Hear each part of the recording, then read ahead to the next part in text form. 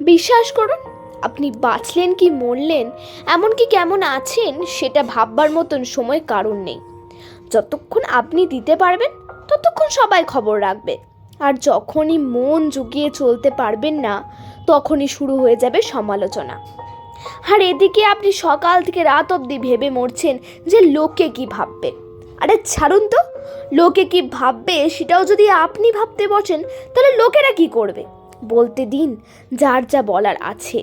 লাইফটা আপনার, সিদ্ধান্তগুলোও আপনার। নিজের জন্য নিজের মতন করে বাঁচুন, আত্মসম্মান নিয়ে বাঁচুন। তাতে যদি কেউ স্বার্থপর বলে, বলতে দিন। সত্যি বলতে দিন শেষে আমরা সবাই নিজেরটুকু নিয়েই ভাবি। আপনার চারিদিকের নেগেটিভিটিগুলোকে কম পাত্তা দিন। নিজের পায়ের মাটিটা শক্ত থাকলে আপনাকে ভেঙে ফেলার জন্য মানুষ সংখ্যাটাও কম হয়ে যাবে।